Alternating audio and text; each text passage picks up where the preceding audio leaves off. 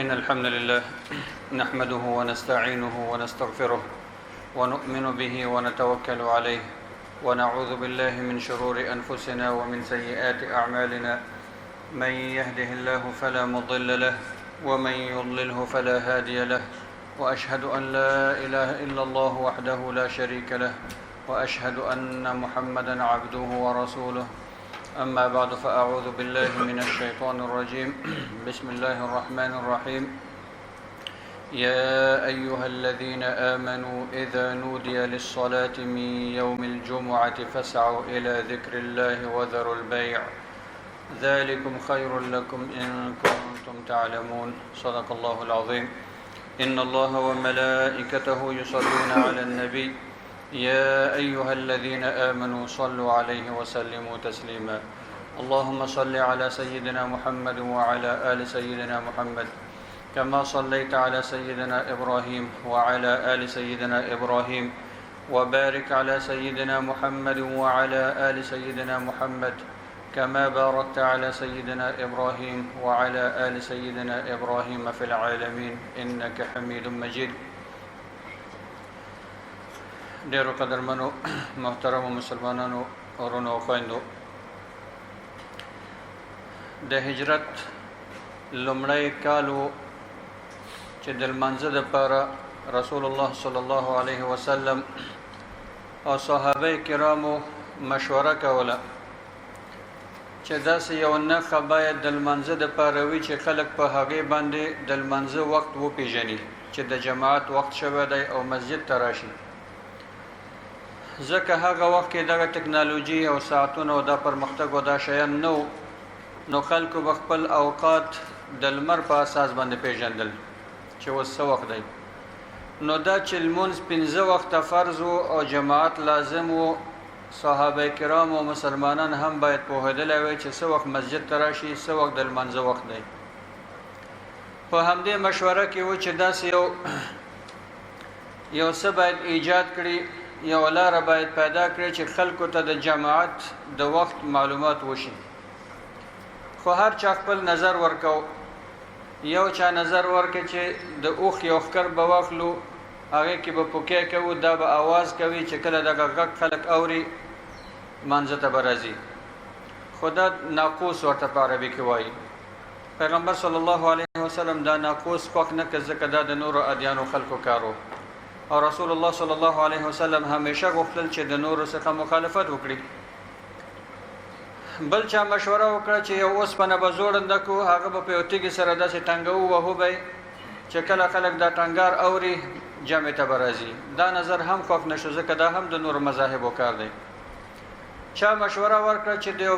یو لوړ ځای باندې به اور ولګوو چې کله دغه اور لوګی کوي یا دا اور خلک ګوري پوهېږي چې د لمانځه وخت دی. دا هم نظر خوښ نه شو ځکه د مجوسیانو آتش پرستی عادت و. خو په همدې فکر کې و چې د شپې سره ویده شول. یو صحابي خوب ګوري. په خوب کې ورته یو انسان ډېر ښکلی سپینه ږیره لري، سپینې جامې لري، د ده خواته راځي، ورته وایي زه ګورم چې ته ډېر پریشانه یې.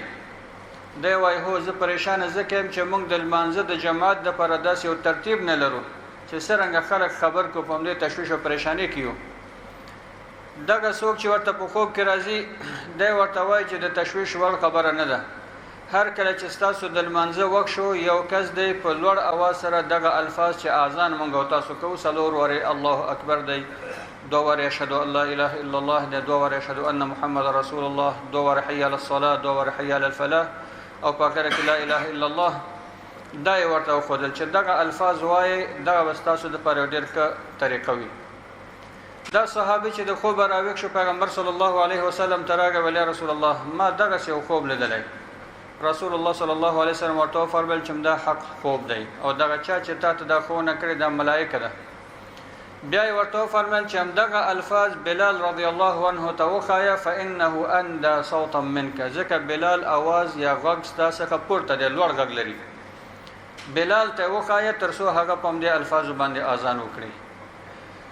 بلال رضی الله عنه په همدغه الفاظو سره اذان وکړ. کله چې عمر رضی الله عنه دغه اذان واورېده هغه هم د خپل بستر څخه ډیر په سرعت او عجله سره را پاسه د حدیث کې هم دا چې یجر رداءه چې د خپل صادر یا لونګ شاته ځان پسې کشکو د ډیر عجله نه پیغمبر صلی الله علیه وسلم تراغه ولی رسول الله هم دغه الفاظ چې ما واردل ما په خوب کې لیدل ما ته چا دغه الفاظ کودل چې دغه الفاظ وایي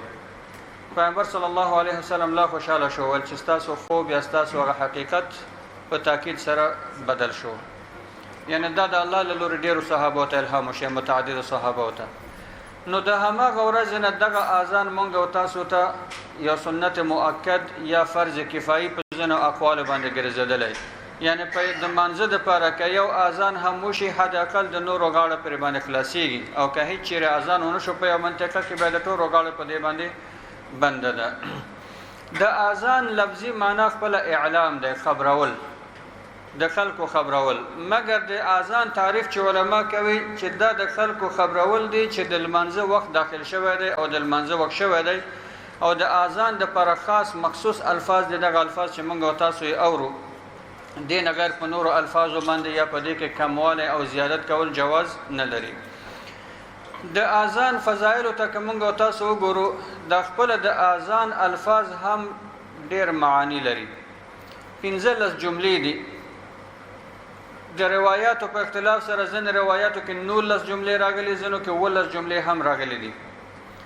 مګر دغه سو جملې چې ډیر زیات معناګانې په بر کې داخل کې احاطه کړي دي نو ولیدي په دې کې د الله عزوجل وحدانیت په دې کې شته د شرک نفي په دې کې شته د پیغمبر صلی الله علیه وسلم د رسالت اثبات په دې کې شته الله اطاعت ته د خلکو را بلنه چغل منځ دشته خلکو ته د کامیابی لارې ته را بلنه شته همدا رقم په دې کې اشاره معاد او قیامت هم په دې اذان کې شته همدا رنګ د اذان د فضایل په اړه باندې په حدیثو کې راځي چې رسول الله صلی الله علیه وسلم فرمایي اذا نودي للصلاه ادبر الشيطان له ضراط حتى يسمع التاذين حتى لا يسمع التاذين فاذا قضي النداء اقبل کله چې اذان پیل شي او شروع شي شیطان فرار کوي تختی شیطان تختی او حدیث کې هم دا له ضراط بادونه ترنوزي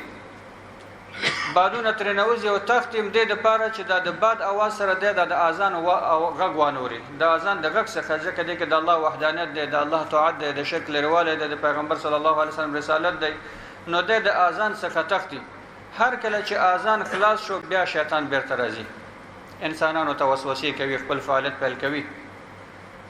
همدغه اساس ګوره چې مسجد کې اذان وشي د اذان په وخت کې ټول د الله ذکر کوي مؤذن پس شاته تکراروي اذان چې خلاص شو دعا کوي هغه د اذان دعا ورپسې ولي مګر کله چې اذان خلاص شي شیطان راشي بیا ټول دنیوي خبرو کې مشغول شي هغه لس دقیقې یا 15 دقیقې یا 8 دقیقې چې د منځ د انتظار دی چې دا باید د الله په طاعت کې مصروف شي دنیوي خبرو کې مصروف وو اما هغه د شیطان وسوسه ده څوک به د مارکیټ خبرې کوي څوک به د بازار خبرې کوي څوک به د خپل د غندنې کارلو خبرې کوي څوک به د باغونو خبرې کوي څوک به د نور دنیوي ټوله خبرې دي د معاملاتو دنیوي خبرې دي حال دا چې دغه نازک او باریک سو لحظې د دا باید انسان د الله په ذکر کې مصرف کړي خو کله چې بیا د منځ لپاره اقامت ویل کیږي د اقامت په وخت کې بیا شیطان تختی دا چې صدقه د حدیث مفهوم دی شیطان بیا تختی چې کله اقامت خلاص شي جمع ودرېدل شیطان بیا راځي چې کله بیا راغی بیا د انسان او د الله ترمنځ بیا د حائل واقع شي انسان ته بیا وسوسه شروع کوي انسان داسې شیان بیا په منځ کې په یاد راولي چې هغه اصلا د په یاد نه وي هغه د 50 کاله په خوا یو کس فلاني چې زما زبکه کسب کړي واګه ما ولې د څو کړ ما ولې د څو 50 کاله په تیر شوی هغه په منځ کې د په یاد راولي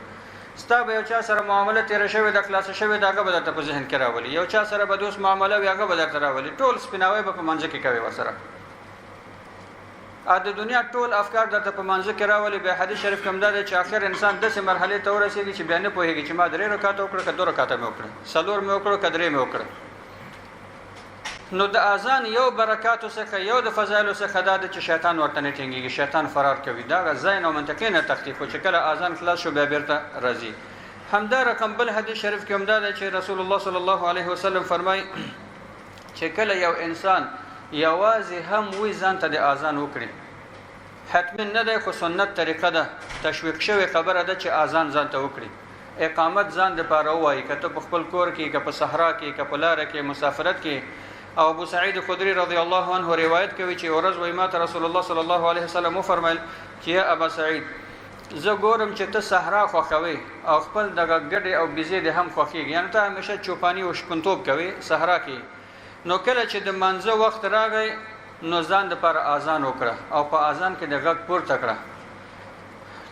ځکه ستا د اذان غږ هیڅ جن یا انس هیڅ شی نه اوري مګر د قیامت پر ستا ته شهادت درکوي، ستا دپاره گواهي ورکوي د الله په نس، شفاعت کوي درته. نو د اذان غږ د مؤذن غږ چې هر شی اوري، که هغه انسان دی که جنیات دی که نباتات دي که جمادات دي که نور حشرات دي، دغه ټول انسان ته مؤذن ته شفاعت کوي د قیامت پر ورځ باندې، ځکه د انسان نور انسانان د الله لارې ته او د الله اطاعت ته رابلي. همدارنګه د اذان د فضایلو په اړه باندې حدیث شریف کې رسول الله صلی الله علیه وسلم فرمایي لو يعلم الناس ما في النداء والتهجير ما في النداء والصف الأول ثم لم يجدوا إلا أن يستهموا عليه لاستهموا ولو يعلمون ما في التهجير لاستبقوا إليه. کچېره خلکو ته د اذان فضیلت معلوم شي چې اذان څومره ثواب لري او دوی ته د لومړي صف فضیلت او ثواب معلوم شي چې په لومړي صف کې څومره فضیلت او ثواب دی، دوی به دومره عجله وکړي، هر سړی به همدا کوشش کوي چې زه لومړي صف کې ودرېږم او هر سړی به همدا غوښتنه کوي چې زه اذان وکړم، بالاخره به دوی بیا قرعه‌کشي وکړي چې در چا نوم وته دی به اذان کوي، در چا نوم چې وته په لومړي صف کې به کښېني، یعنې اخر به دوی قرعه‌کشۍ ته ورسېږي، مګر دا انسان غافل دی چې دغه فضایل د لاسه ورکوي. حتی بیا د همدې حدیث په پای کې رسول الله صلی الله علیه وسلم فرمایي که چیرې مسلمانانو ته د دې ثواب معلومات هم وشي چې مسجد ته په وختي راتګ کې څومره ثواب دی، نو دوی به هیڅکله دغه چانس د خپل لاس څخه ورنکړي، لاستبقوا الیه، دوی به بیا سبقت وکړي، مسابقې به کوي یو بل سره، هر سړی به په لاره کې منډې وهي چې زه ضرور رسېږم، زه د بل څخه مخکې شم، زه د بل څخه مخکې شم. وختي باید انسان مسجد ته راشي، بالخصوص د جمعې په ورځ باندې چې د جمعې ورځ اوس موږ او تاسو ته ساعتونه معلوم دي، که اذان داخل د مسجد کې کېږي د باندې خلک نه اوري، خو ساعت کې هر چا سره خپل یو ډیوایس شته یا اپلیکیشن شته چې د اذان وخت درته معلوم دی، د مسجد وخت درته معلوم دی. د جمعې په ورځ خو بیا وختي راتګ ډېر زیات فضیلت او ثواب لري او الله عزوجل حتی موږ او تاسو ته د دنیا کاروبار وایي بند کړ، کله چې د جمعې اذان وشو دکان دې بند کړه، کاروبار دې بند کړه، مارکیټ دې بند کړه، ټکسي دې ودروه، خپل کار دې بند کړه، راځه د الله کور ته راشه. د دې فضیلت همدا ده چې یو وختي راتګ اجر به واخلې، د لومړي صف اجر به واخلې، د اذان اورېدلو اجر به واخلې، د خطبې اورېدلو اجر چې فرض دی د دې اجر به واخلې. نو که ته د مسجد ته د جمعې په ورځ باندې راشې یو لفظ هم ته یو نوی واورې، د الله وینا واورې، د پیغمبر صلی الله علیه وسلم وینا واورې، یو لفظ هم په تا باندې مثبت تاثیر وکړي، تا دپاره د دنیا څخه بهتره ده. نو انسان کوشش وکړي چې د دې حدیث مطابق وختي مسجد ته راشي. همدا رقم بل حدیث شریف کې رسول الله صلی الله علیه وسلم فرمایي چې الامام ضامن والمؤذن مؤتمن او مؤتمن، امام د خلکو د لمانځه ضامن دی. امام باید داسې څوک وي چې هغه د لمانځه په احکامو په شرایطو په آدابو باندې پوهیږي، برابر وي، عالم وي، لمونځ صحیح کوي، ځکه د ټولو مقتدیانو مسؤلیت د اخیستلی. نو که چیرې دی قصدن غلطي کوي د ټولو ګناه د ده په غاړه راځي، او که چیرې دی خپله قرائت کوي، خپله لمونځ ورکوي، شرایط او احکام او ارکان برابروي، نو دی د ټولو په لمانځه کې شریک دی، نو دی ضامن دی د خلکو د لمونځ. باید صحیح انسان د امامت دپاره انتخاب شي. والمؤذن مؤتمن، مؤذن امانتدار باید وي، مؤذن باید هغه څوک وي چې په هغه باندې اعتماد شوی وي، د لمانځه وختونه پیژني، صحیح اذان کوي، په خپل وخت باندې اذان کوي، نو ته په ده باندې مطمئن یې چې دی بې وخته اذان نه کوي، خلک بې وخته نه راغواړي. نو په دغه اساس باندې دغه دواړه درانده مسؤلیتونه رسول الله صلی الله علیه وسلم د امام او د مؤذن په غاړه باندې اچولي دي. د مؤذن لپاره یو څه آداب هم شته چې مؤذن یا څوک چې اذان کوي دی باید څه آداب ولري. لومړی ادب خو دا ده چې یو مؤذن اذان باید د الله د رضا دپاره وکړي، د ده په اذان کې ریاکاري نه وي، په دې کې خودنمایي نه وي، په دې کې ځان ښوونه نه وي، د دنیوي غرض دپاره نه وي، خالص د الله د رضایت دپاره وي، خالص د الله څخه د اجر غوښتنه وي. دا اذان ځان دپاره یو کم شی ونه ګڼي چې ولا خلک راپورې ونه خاندي یا خلک به څه وایي یا زه بد معلوم نه شم یا زه خو فلان و فلان یم. د الله د رضا دپاره که ډېر معمولي کار هم ته کوې الله سره ډېر غټ اجر لري. نو اذان باید د الله د رضا دپاره وي. البته که چیرې مؤذن دغه اذان ته خپله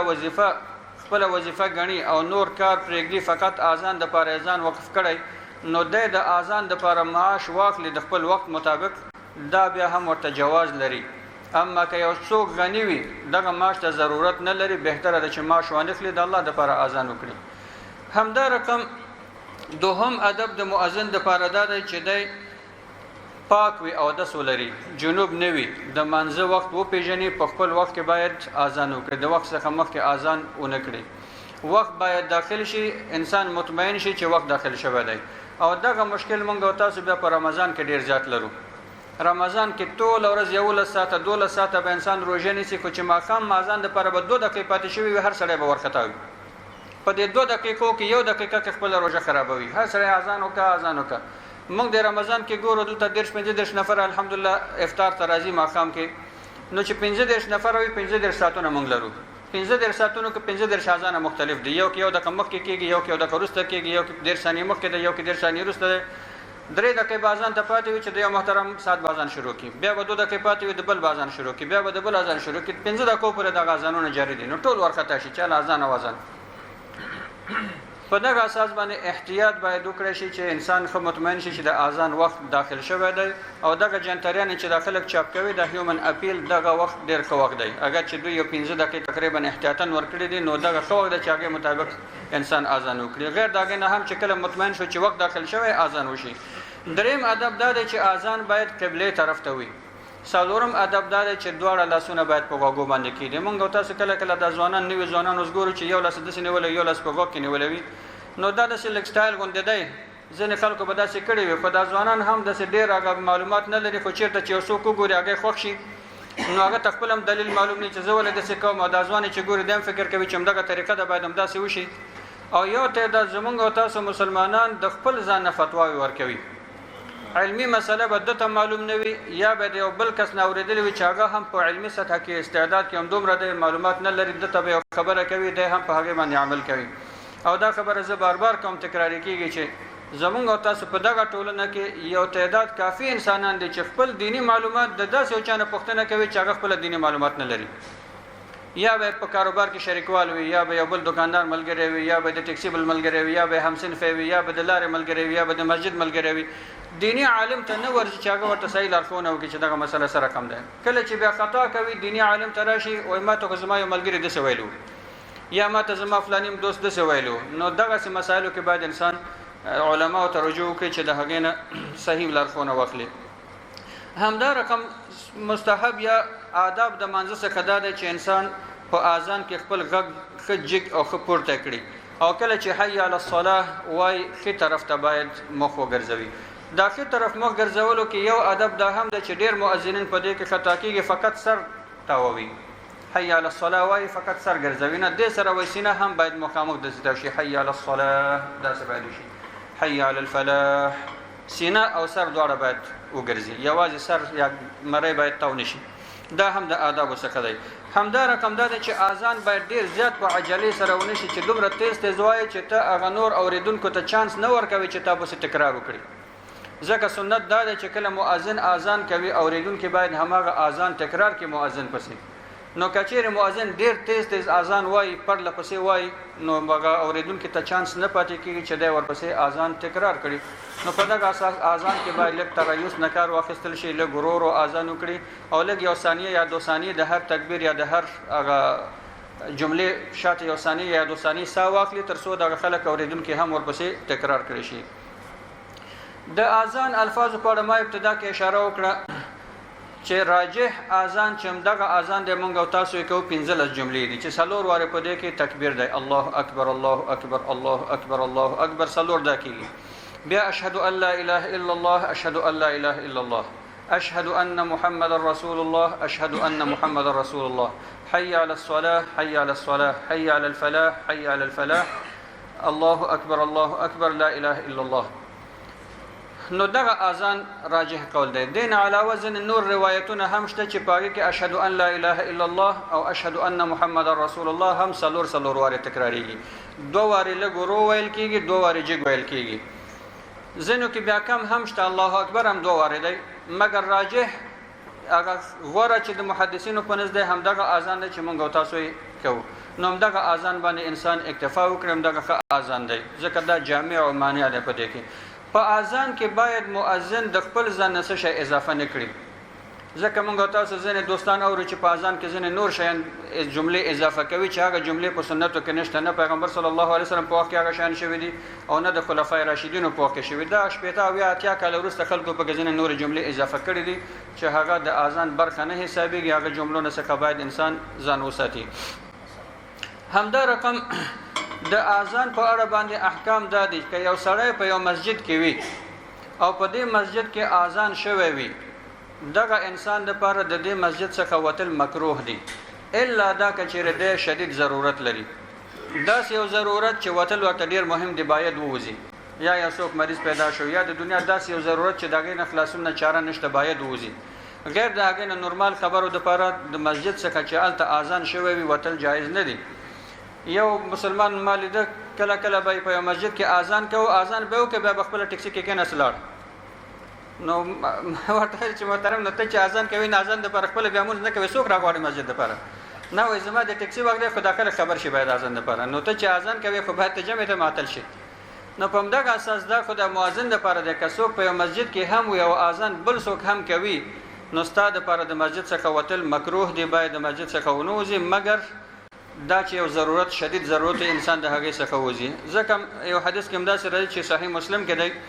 ابو الشعثاء یو صحابي دی وایي چې موږ په مسجد کې ناستو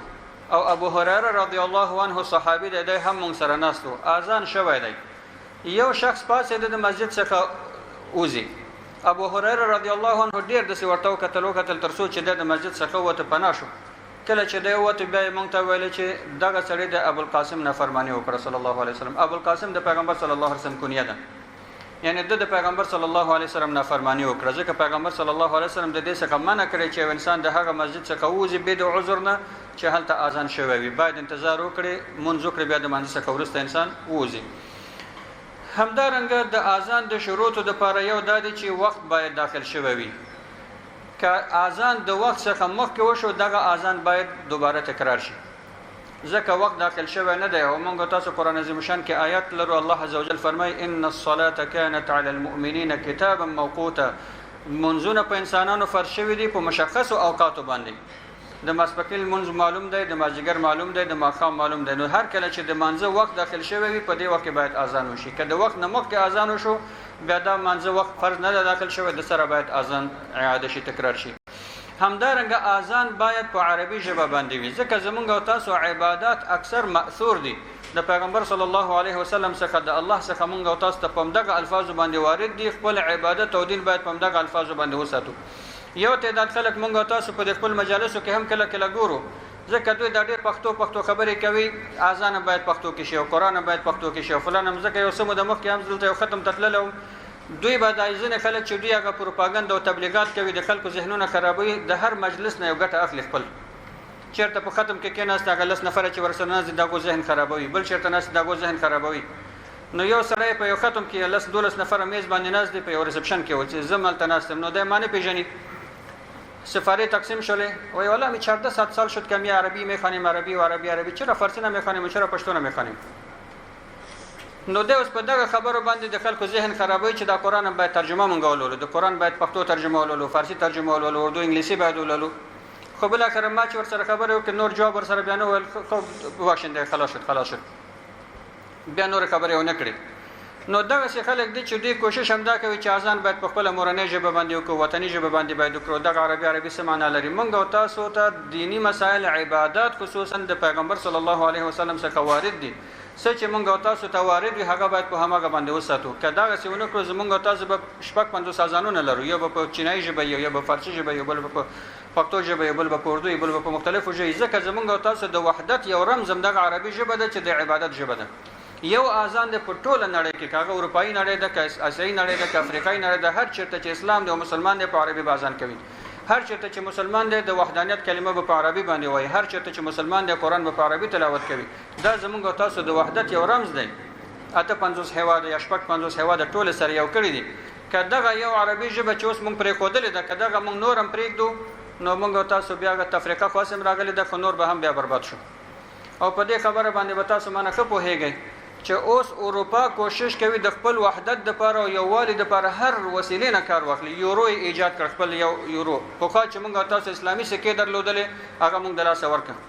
د ټولو مسلمانانو د وحدت یو رمز او نښه هغه موږ د لاسه ورکړه خو دوی ځان ته یورو جوړ کړه موږ او تاسو ته چې الله د عربي ژبه او د عبادت ژبه راکړې موږ او تاسو یې پرېږدو مګر اوس دوی په تلاش کې دي تقریبا 100 لسیزه کېږي چې دوی دا یو ژبه ایجاد کړې تاسو له ګوګل کې د دې تلاش به وکړئ اسپرانټو نومېږي دا اسپرانټو د دوی یو د وحدت یا د اروپایي ژبه ده چې دا ژبه نوې ایجاد شوې ده 1980 د 83 منه تاریخ هیر شو په دغه وخت دا ژبه ایجاد شوه په دې باندې کار وشو او اوس د اروپا په پانتونو کې یو ډپارټمنټ د اسپرانټو د ژبې په نوم باندې وشپېتم کال کې 1980 کې نو دغه ژبه اوس رسما دوی تدریسوي کېدای شي ولس کال 15 کال وروسته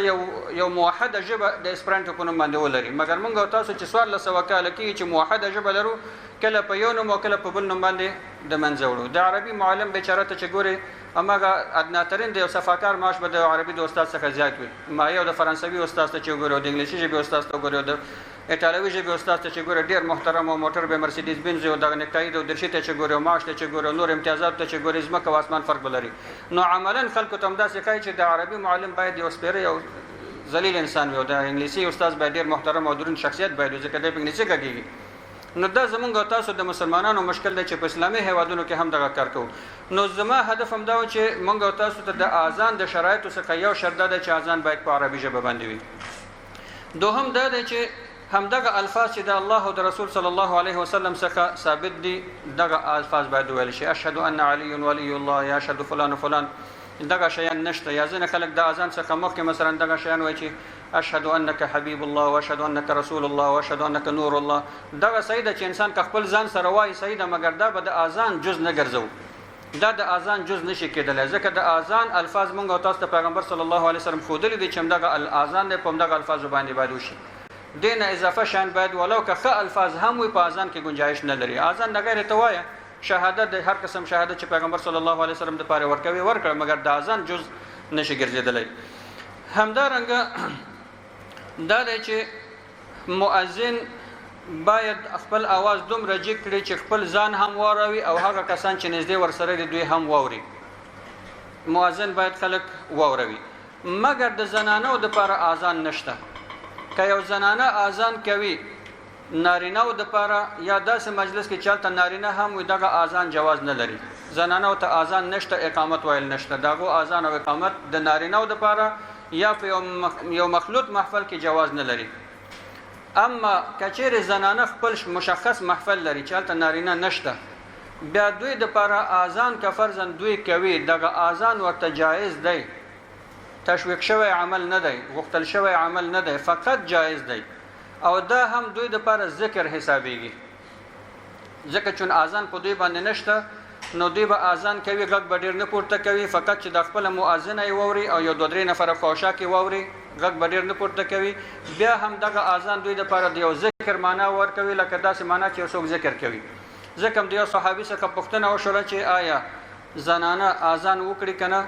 د صحابي ورته ویل چې آیا تمانه فتوا غواړي چې تا ته وایم چې دوی د ذکر نه کوي په دې معنی چې دغه اذان دوی لپاره د ذکر حیثیت لري دین علاوه دوی لپاره اقامت او اذان نشته خپل جماعت دی وکړي کفرزن جماعت کوي کچېره جماعت هم نه کوي دوی په جماعت باندې هم مکلف نه دي خپل منځونه دی په خپل وخت سره تر سره کړی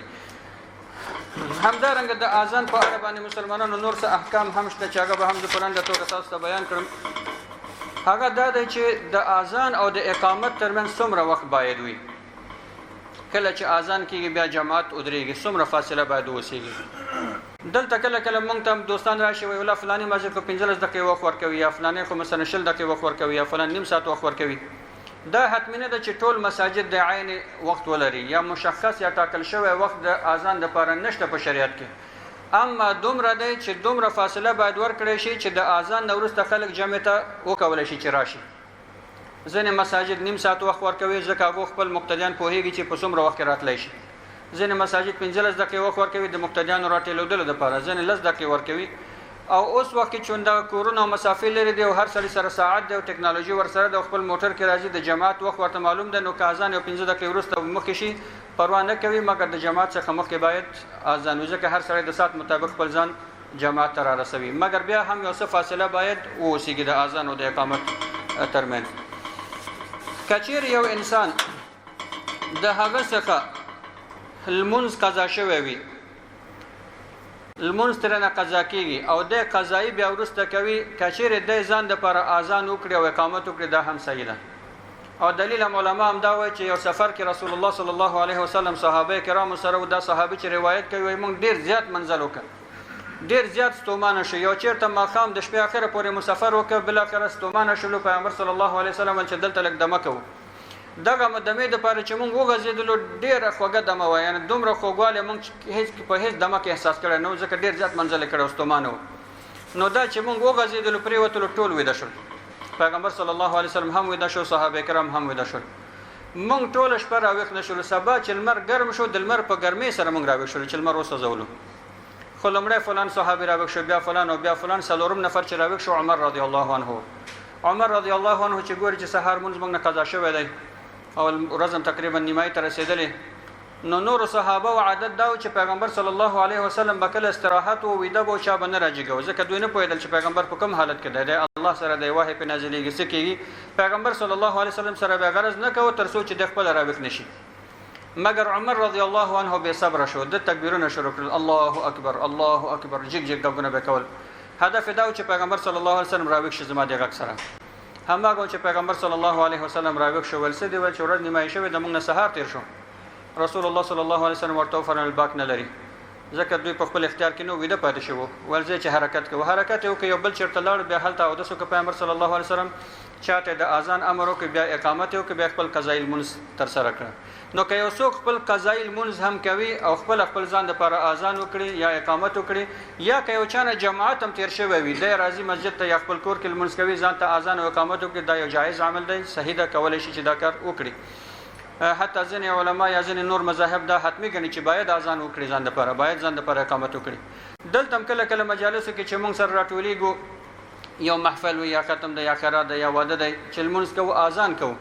او د حدیث حکم هم دا دی چې رسول الله صلی الله علیه وسلم صحابه ته فرمایي که چیرې تاسو درې نفر هم یاست تاسو یو نفر د اذان وکړي بل د اقامت وایي بل د جماعت ورکړي نو بعض ځایونو کې زه چې وایم چې اذان وکړي د ځینې خلکو نه اورم چې نه ضرورت نشته نو د پیغمبر صلی الله علیه وسلم حکم دی یو سنت را ژوندې کوو ضرورت ولې ورته نشته د ثواب کار دی باید وشي دومره ګټه یو مجمع 100 نفر 200 نفر په ځای کې وجود لري او اذان ونه کوم د اذان جمع د پاره ودرېګو نو چې اذان وشي دا ښه عمل دی همدارنګه کچیر یو انسان مختلف قضایي منځونه کوي د هم کولای شي چې اذان ځان د پاره وکړي مگر یو اذان ورته کافی ده یو سړی 15 قضایي منځونه کوي د ماسپکین د ماقام د مازیګر د ماخستان د مثلا یو اذان دیو کې بیا د ورپسې منځونه کوي هر منځ د لپاره اذان ورته حتم نه دی بل مثلا مسلمانانو د منځ څخه ورسته دعا ده چې کله اذان کیږي زمونږ تاسو وظیفه څه شه یو مسلمان څه باید وکړي د اذان په وخت کې د حدیث شریف مفهوم هم دا چې رسول الله صلی الله علیه وسلم فرمای اذا سمعتم المؤذن فقولوا مثل ما يقول هر کله چې تاسو د مؤذن اذان اورئ تاسو هماغه څه تکرار کړئ چې مؤذن وایي چې هغه وایي الله اکبر ته هم وایي الله اکبر اشهد ان لا اله الا الله هم دغه وایي اشهد ان محمد رسول الله هم دغه وایي ټول څه چې مؤذن وایي هم دغه په ثبات وایي بیا بعض علما دا وایي چې حي على الصلاه کې بلا حول ولا قوه الا بالله وایي حي على الفلاح کې بلا حول ولا قوه الا بالله او کچیر د سهال منځ الصلاه خير من النوم کته هم عین شی تکرار کړي هم سیده